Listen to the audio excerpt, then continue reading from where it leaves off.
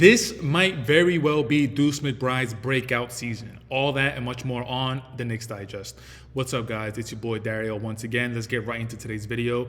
And if you were one of the people that saw the live stream yesterday before the game against the Indiana Pacers, where it was Chris, myself, Matt, and Marcel, we were talking about different topics regarding the Knicks. But one thing that we did just kind of touch upon was Deuce's game one and how impressive he was. And I kind of want to dive a little bit deeper into that because after that live stream and after watching yesterday's game or Friday's game, whenever this comes out, that game one performance against Boston was something that I don't really know if I was expecting. And the reason why I'm so impressed was because the way he was taking those shots and the way that he was making them, just the confidence that it was oozing out of him. And if we're going to be quite frank, like, we're going to need that type of play from Deuce McBride, because after the Julius Randle, Karl Anthony Towns, Dante DiVincenzo trade, our bench is looking kind of depleted. Deuce, Cam, Precious when he's healthy and when he comes back, Jericho Sims, and on top of that, there were times during Friday's game where the lineup was Cam, I think McHale was with the second unit, Deuce, Jericho Sims, and at times it was just like, who are we going to get any offense from? And on Friday's game, Deuce wasn't able to play a lot because he had it looked like an injury that happened, but it's just something that it was like a little stinger where his knee looked like he hyperextended, but he came in for the rest of the game in the second half, so it looks like he's going to be fine. But going towards that game one performance against the Boston Celtics, he finished the game with 22 points. He finished the game 8 of 10 from the field. He finished the game 4 of 5 from three-point land. And yeah, man, the way that he was performing, it just got me to think, if Deuce is going to play at this type of consistent level, what is that going to look like for the Knicks for the rest of the season? Now, I also want to bring up the fact that last season, Deuce did have these breakout type of games, if you will. If we take a look into last season, March 18th against the Golden State Warriors in Golden State, he had a game of 29 points, 6 of 9 from the field, 5 of 6 from three-point land. Another example that I can point towards, he had a game against the Brooklyn Nets, March 23rd, where he had 26 points, 6 of 12 from the field, 2 of 2 from three-point land. Another game was at Toronto, March 27th. He had 29 points, 9 of 14 from the field. He didn't take any three-pointers in that game, which is kind of surprising. April 2nd, against the Miami Heat in Miami, he had 24 points. He was 4 of 8 from the field, 2 of 2 from three-point line. So Deuce has that in his game. But now the question is, how consistent can he be? We do know that he could put the ball in the bucket. We do know that he could rack up points. And if we take a look into Deuce's numbers from last year, 8.3 points, 1.7 assists, and 1.5 rebounds out of the 68 games that he played. Take a look at his field goals. He made 3 field goals on 6.7 field goals attempts, which equates to 45.2%. Three-pointers, he made about 1.5 three-pointers on about 4 three-point attempts, which equates to 41%. 41% for a three-point shooter is definitely solid. But now in the 10th game of the season, the 15th game of the season, you're going to have these teams having Deuce on the scouting report talking about this guy comes off the bench, he's looking to light it up. He has a green light, and that's what Coach Tibbs has looked like he's giving Deuce. Just go out there, help us out, put the ball in the bucket, and give us an offensive boost.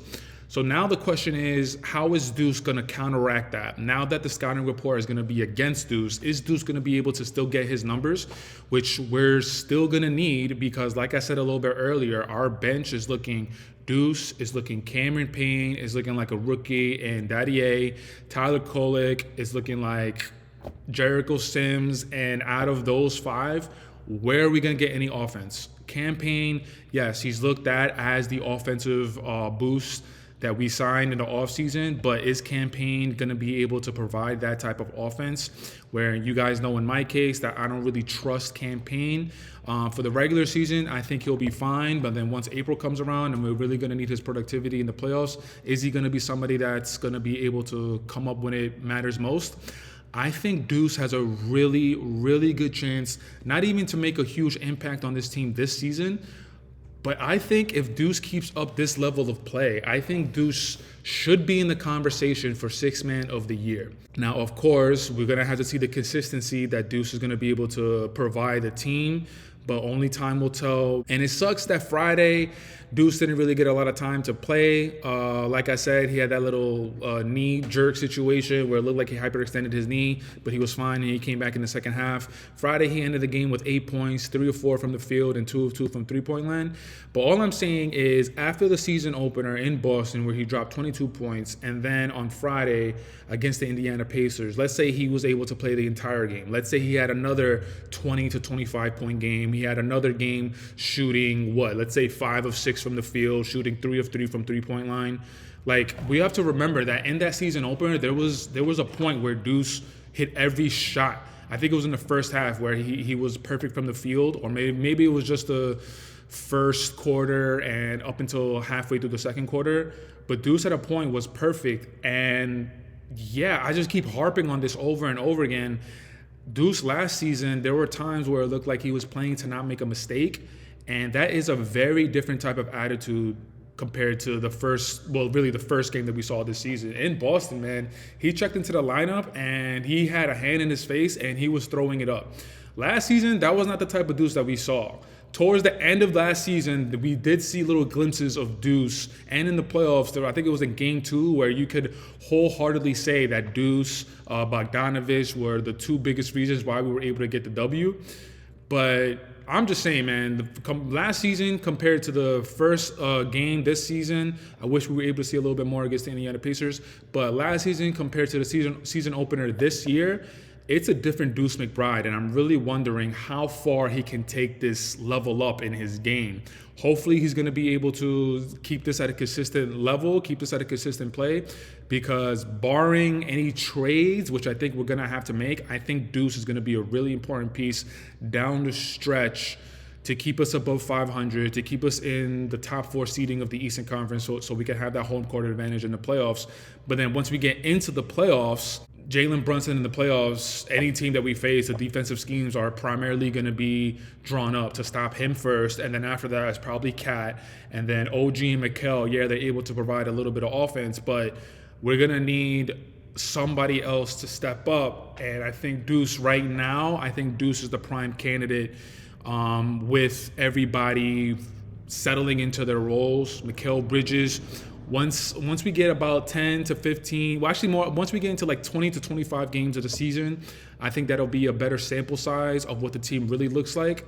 But based off the first 2 games and really just the first game in Boston, I really like what I see from Deuce. I'm very impressed with the confidence that he's come into this season with, and I'm really looking forward to see how he keeps this consistent level of play for the rest of the season. Now, the next few games on Monday, we're going to be playing against Cleveland, and then after that, we got Miami, and then after that, we got Detroit. And then after that, we're going to be in Houston playing the Rockets. So the next 5 games, we're going to be at home playing against Cleveland. We're going to be on the road against Miami. We're going to be on the road against Detroit. We're going to be on the road against the Houston Rockets. And we're going to be on the road against the Atlanta Hawks. So out of the next 5 games, Cleveland, that should be a tight game. Miami, low-key, I think Miami, I don't know what they're going to do. I think they're in really dire need to make a trade. Because I think Pat Riley and Jimmy Butler, I think they've done all they can do. They really need to inject that team with some sort of roster boost. But Cleveland is going to be a tight game. Miami, I think we'll get the W. And Detroit, we should get the W. Houston's going to be tough. Atlanta's going to be tough. But all of that to say, in the next 5 games, I'm expecting Deuce to have really solid games. Within the next 5 games, I'm going to be keeping an eye on Deuce's level of play. Out of the next 5 games, is he going to have 3 20 to 25 point games? Is he going to have 3 or 4 games where it's 15 points, 10 points, 8 points? I'm looking to see the type of consistent play that Deuce is going to show us. Is he going to have 20, 25, 26, 28, 4 out of the 5 games? The next 5 games are going to be a really good indicator to see if this is kind of the new Deuce that we should be expecting for the rest of the season. I want to say thank you so much for checking out this video. Leave it in the comments. Let me know what you think about the emergence of Deuce. And if you guys are having the same thought process as do you guys think Deuce can have a really big breakout season? But until next time, you guys know the drill. You know the vibes. Jalen Brunson for MVP, Mikal Bridges for Defensive Player of the Year. The Deuce is loose for co-MVP. Taj Gibson for President. Always Taj Gibson for President. And until next time, I'll check you out in the next video. Peace.